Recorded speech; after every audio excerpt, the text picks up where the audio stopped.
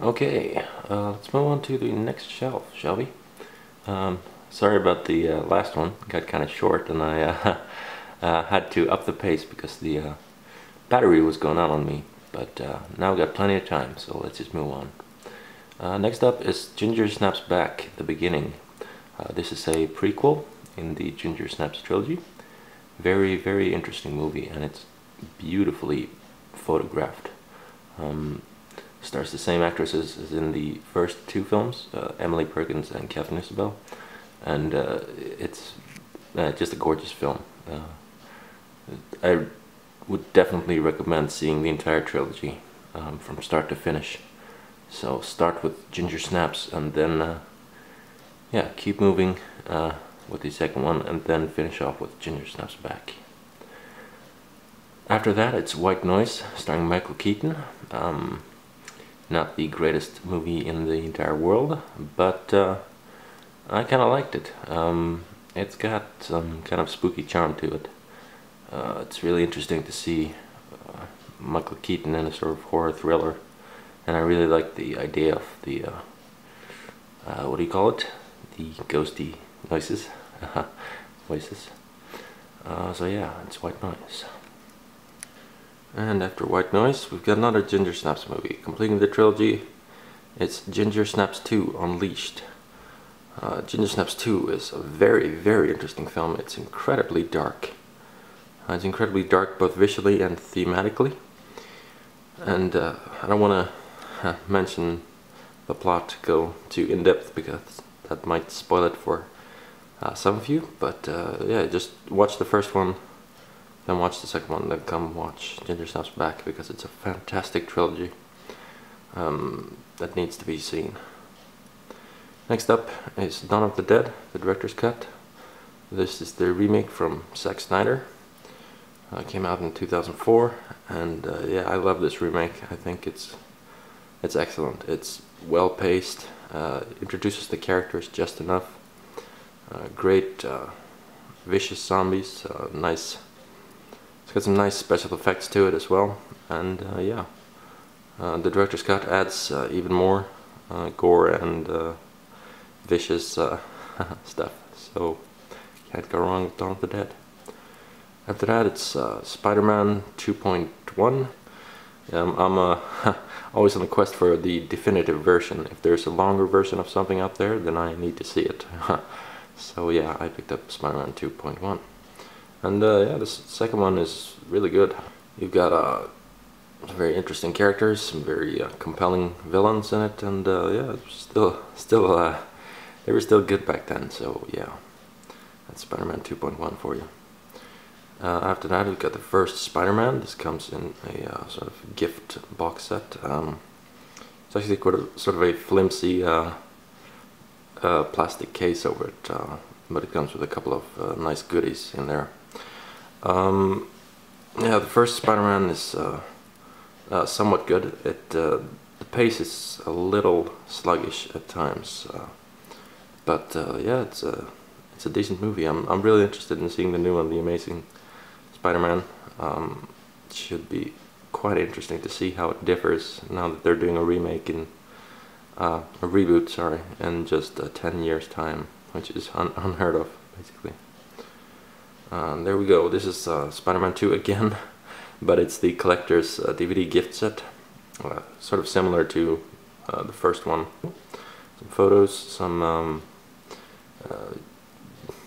booklets, yeah, it's just some cool random stuff. And Spider-Man 1 was actually one of the earlier DVDs, one of the first-ish DVDs I ever bought. So now that I noticed there was a gift set for the first one, I figured I just had to have a gift set for the second one as well. Moving along, it's Phantom of the Opera in 2004-5. This is the Joel Schumacher version, starring Gerard Butler and Emmy Rossum. Yeah, I dug this version. It's overblown, it's very theatrical, and but it's got some very, very beautiful song numbers. It's based on a musical by oh man, I can't even recall his name right now. I'm sorry. But yeah, yeah, it's a really decent version of the story. I like the 1925 version as well. It's very good. And I've seen a couple of others, one from the 40s and one from Dario Argento. But yeah, I like the kind of rock quality to Gerard Butler's voice. He's got that sort of grit to him. He's got that, you know, really male voice, and you couple that with Emmy Rossum, who has a very sweet sort of angelic light voice, and you've got something quite special there. After that, it's National Treasure, starring Nicolas Cage. Why do I have this one? I think yeah, I think my mom bought this or something, and I ended up like inheriting this. Hardly ever watched this. It's not a great movie. I think I may have seen the sequel at some point. I'm not quite sure though. Maybe I should go ahead and watch them both again. Anyways, after National Treasure, we've got The Passion of the Christ, directed by Mel Gibson. A very controversial movie, but a very, very interesting one as well. I think The Passion of the Christ is quite a bold movie. It's just really striking. It's interesting thematically, it's interesting visually. Yeah, it's a really sort of grand movie. I like that kind of film. That film that's kind of larger than life, really grand, operatic. Yeah, deals with a lot of heavy subject matters, and I find that it doesn't really matter what you believe or don't believe. It's still a very well-made and thoughtful film. So I think it's worth seeing at least once.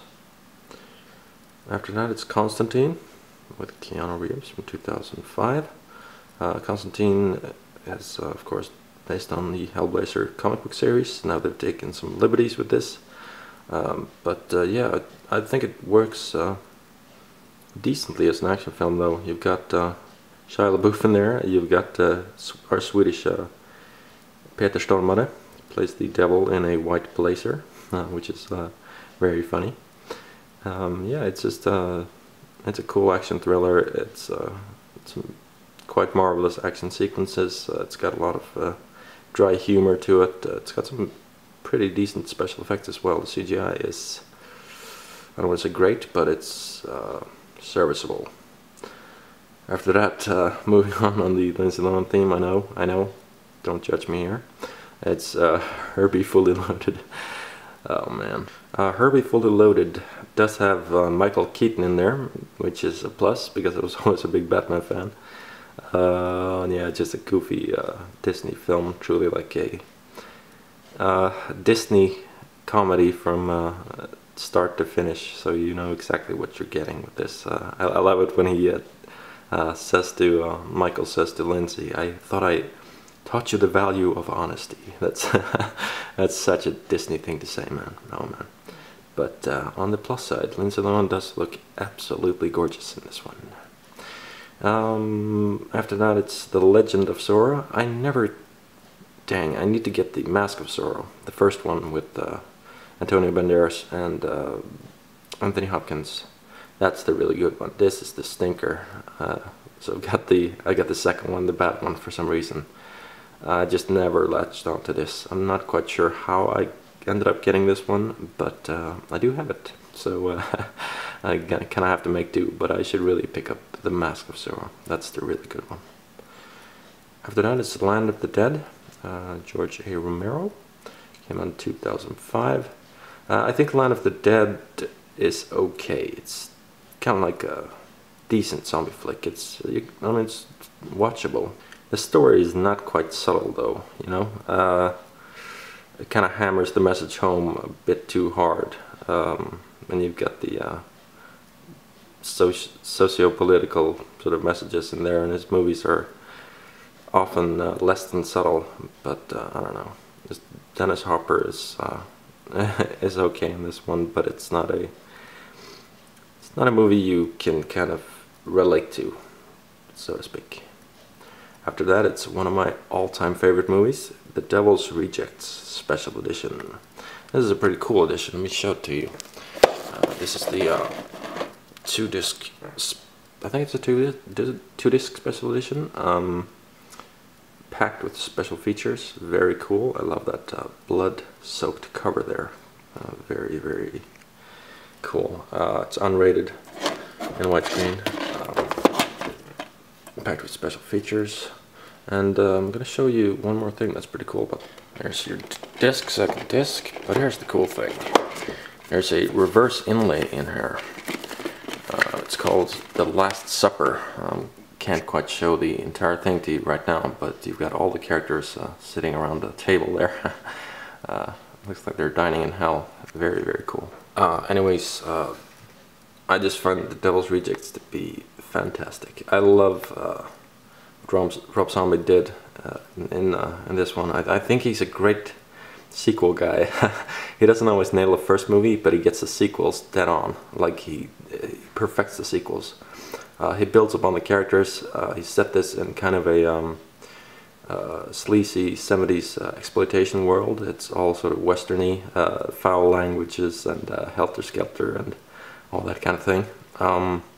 And it's so insanely funny, but it's so insanely well-paced. It's very dark. It's very, yeah, it's very violent. It's very unapologetic.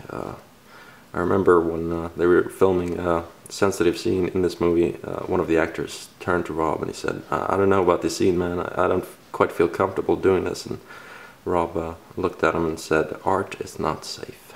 So yeah, I think that sums up the whole thing there. Art is definitely not safe. Way to go. And next up, it's Hostage with Bruce Willis. This is a slim case. So I think this came with like a magazine or something. There was like a campaign a couple of years ago where if you bought a magazine you could get a movie really cheap with it or something like that. So yeah, ended up getting Hostage, and it's a pretty decent action thriller. It's not great, but it's okay. Like you can totally throw this on a rainy day. It does get fairly violent, I think. So yeah, I should probably watch this again sometime. It's a pretty cool movie. I'm glad I got this one cheap. And after Hostage, we've got the Sen of Screaming, the first part, vocal instruction for a new breed. This is a this is a part documentary, part instruction DVD about the art of screaming and growling, techniques used in the heavy metal world today. It's a woman called Melissa Cross, a lovely, very funny woman, who, yeah, she shows you the techniques of screaming. And I'm not a vocalist myself. I don't growl or scream, but I am really interested in it. I think it's fascinating. I love the really good screamers and growlers, and I think it's very, very interesting. Just how to do the technique without ripping your vocal cords apart. So yeah, it's a Sen of Screaming. I also have the second one. You'll see that soon enough. After that, it's Hostel. Eli Roth's, the original Hostel. I think Hostel starts off really bad.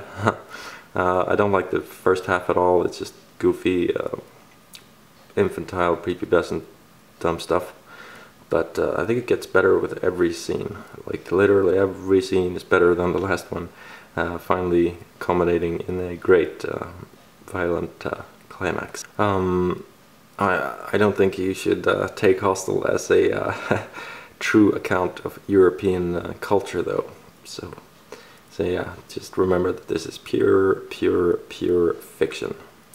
And yeah, Hostel is vicious and fun. After that, it's Charlie and the Chocolate Factory. This is the 2005 version from Tim Burton, starring Johnny Depp. Man, why do I have this one? Yeah, I don't know. I guess I bought it for my sister's sake or something. She wanted to see it. She's a big Tim Burton fan, but and Johnny Depp fan. But yeah, anyway, it's not my favorite. I think Alice in Wonderland is probably even worse. I don't know. It's hard to say, but this is just far removed from the Tim Burton I I once knew and loved. So yeah, Charlie and the Chocolate Factory is it's not the worst movie ever made, but it's pretty bad. It's got this sort of ironic, sort of dark humor to it throughout, and I don't know, just doesn't. It's just not my cup of tea, unfortunately. And right after Charlie and the Chocolate Factory, we've got Titanic. This is the deluxe collector's edition. Yeah, Titanic just got a 3D re-release this year, and I did not go see it. I didn't have the opportunity because they didn't show it here, honestly. I would have wanted to see it, actually. I think it would have been really interesting, because I hear that James Cameron really did a thorough 3D. Like, I know it wasn't filmed in 3D, but he did everything possible to bring it up to 3D, so I thought that would prove very interesting. But anyways, the movie is, I don't know, it's sappy, it's got Celine Dion and whatever, but it's still a really decent movie based on the accident alone. James Cameron always pulls out all the stops and really goes for a technical journey, so to speak. Yeah, so it's just a very gripping movie, and I don't know, if I was on board the Titanic with the red-headed Kate Winslet, yeah, I would be pretty much in his shoes as well. I would be right there with her. This is what it looks like. Now this is kind of sad, actually. There's a new Blu-ray coming out, and it's going to be even more packed than this one. I'm thinking about buying the regular Blu-ray though, and it's going to be sad to part with this one, because I got this one quite cheap. I was really happy to get this as cheap as I did back in the day, and I really like this packaging. It's kind of a blue leathery texture to it, and it's got the director's signature all over it, and it's just a gorgeous DVD for sure. So if anybody wants to buy this in Region 2, let me know. After Titanic, it's the Ultimate Missions Collection, Mission Impossible 1, 2, and 3. Of course, there's been a new one, Mission Impossible Ghost Protocol, since. So we'll see about this. I may pick up, there's a new Blu-ray box set with all 4 of them. May get that one when it's cheaper. You know me, gotta have the latest and greatest. But yeah, Mission Impossible, the first one, is really good. A great story, quite gripping, interesting, yeah, and tense for sure. Second one is second one was perfect when it came out, because I would have been about 13, 12 or 13 years old. So yeah, that was a perfect action ride for me to take when I was at that age. But I think the best one, and I mean best out of all 4 movies, is definitely Mission Impossible 3.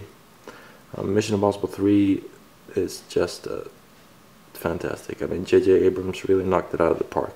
What it does so well is that it marries action with, I mean, almost relentless non-stop action. It marries that with comedy, and it marries that with some drama, it marries that with tension, and it does it without letting up. I mean, there's hardly a breather in this movie. You don't even stop to, like, I mean, there's like 1 or 2 scenes maybe when you get to take a break, but it's relentless action, action, action, action, and I just love that. That's how you do a proficient, good action movie. And after that, it's Red Eye. Red Eye came out in 2005, I think. It's directed by Wes Craven, and it stars Cillian Murphy, is that how you pronounce his name, and Rachel McAdams. It's yeah, it's a very interesting thriller. It takes place on an airplane, and a woman learns that the passenger next to her is not all he seems. So yeah, it's quite a good, I mean, it's not a horror movie, it's purely thriller, but yeah, it really works as that. It's got a really intimate sort of chamber feeling to it, so yeah, Red Eye is pretty cool. And after that, it's The Hills Have Eyes. This is another great remake. I mean, fantastic remake. I think it blows the original way out of the water. I mean, okay, I will credit Wes Craven. Wes Craven came up with the basic concept, I guess, or he was involved in that. And the concept is really brilliant. I mean, it's fantastic. You've got two clans, essentially, two families fighting out in the desert. One is a sort of suburban white middle-class family, and the other are a bunch of roaming cannibals, mutated inbred cannibals. It gets incredibly violent, and I just love that kind of film. I love the sort of survival of the fittest, which is literally what this is about. It's two families that are both forced to kill each other for various reasons. And yeah, I just find it really, really interesting. It's basic sort of insane survival tactics, you know. Who's gonna make it out alive? Who's got the motivation? Yeah, it's just, yeah, really, really dramatic and compelling and gory as well. So yeah, I love The Hills Have Eyes. And after that, it's Cry Wolf, which is not so much a horror movie as it is a psychological thriller, I guess you might say, but it's quite a beautiful film. It's got that fall autumn look to it. It's got some decent actors in there as well. One of them also starred in the Dawn of the Dead remake, which I mentioned earlier. And yeah, I don't know, I was just kind of drawn to it. It's not going to be your classic slasher, but it does kind of deconstruct a classic slasher, all the elements in there, and yeah, it's just very, very interesting. As long as you don't go in expecting like a violent, gory film or anything. If you're more into a psychological, mellow, compelling movie, then Cry Wolf should be right up your alley. And it's Hellraiser Deader. This is the 7th Hellraiser movie, and yeah, they were getting pretty bad by this point. Pretty bad, but the 7th one does have some nice production design. It's set in Central Europe, I believe, and it does have some somewhat interesting themes going on, at least. I think there's a scene where there's a woman who finds the lament configuration, the famous box, in a bathroom, chained to like a dead woman or something like that, and that scene was very creepy and interesting. So yeah, Hellraiser Deader is not the best of the bunch, but there are far worse Hellraiser movies, and I'm gonna get to those soon enough. After that, it's Final Destination. I've got the entire series here, 1 through 5, and some people just loathe Final Destination, but I think it's really, really interesting. It's sort of a twist on the slasher genre. You don't see a movie like that every single day, and it does deal with very heavy and interesting themes revolving death and destiny and premeditation and all that kind of thing. And I just find it very, very interesting, compelling, and it's also quite funny. You can't watch this movie without sort of cracking up. It's almost so bizarre and macabre that yeah, it's just fun to know like who's gonna get it next and how's it gonna happen. So yeah, the first one is good fun.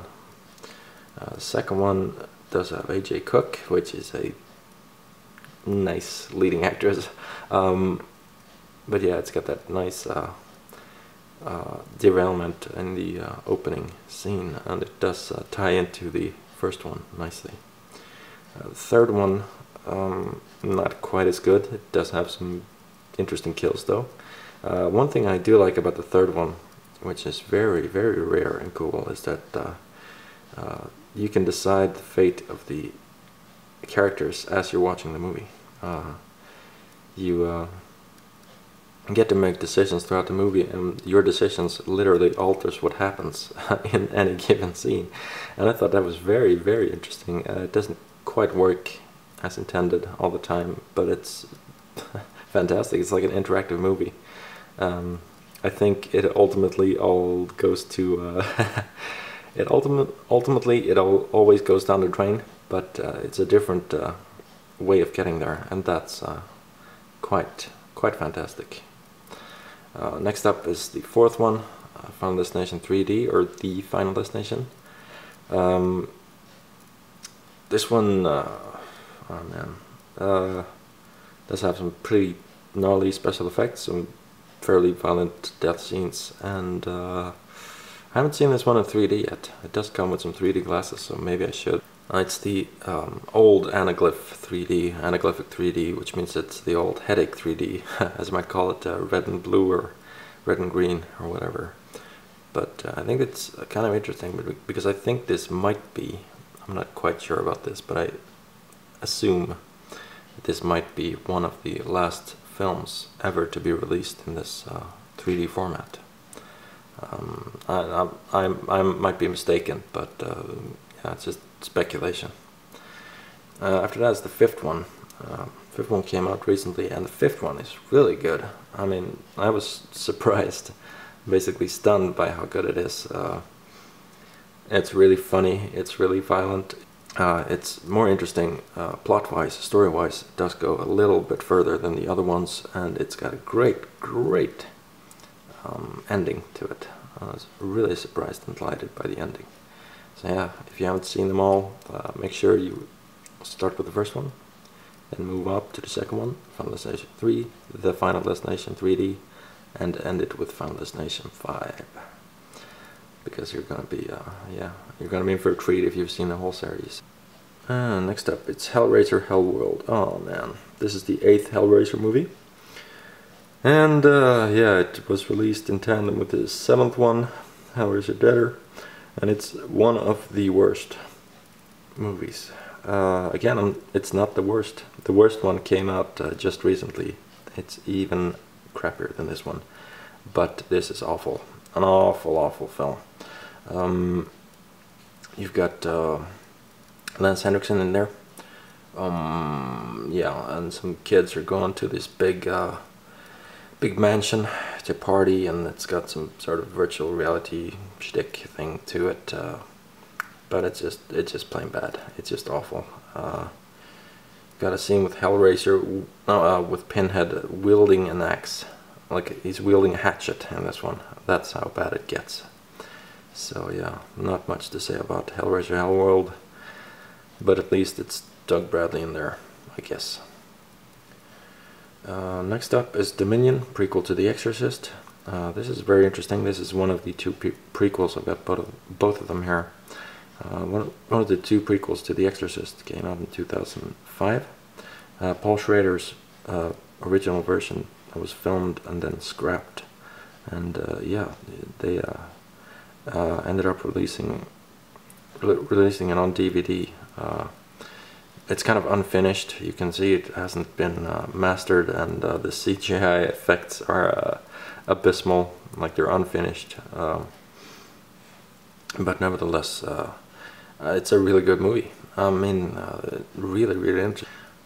What's really interesting about this one is that it takes the almost opposite direction to the original Exorcist. It almost literally takes the opposite direction, and it's great characters, a very interesting plot, well acted, well constructed and everything. It's just a real shame that they didn't dare release it in proper form as they should have. Next up is the other prequel, Exorcist: The Beginning. Exorcist: The Beginning is, I don't want to say laugh out loud bad, but it is quite bad. It's a loud, dumb movie, but I do think it is interesting too, though. It's very interesting to watch them both, compare and contrast, because The Exorcist, The Beginning, does take the direct route. It does tie in desperately with the original movie, The Exorcist. So, yeah, it's really interesting to see, because it's such a different approach. These two movies are very different. But they're both, I mean, they're both sort of worthy prequels, almost. They're sort of lacking, I guess, what The Exorcist: The Beginning is lacking in story. Dominion is lacking in polish, I guess you could say.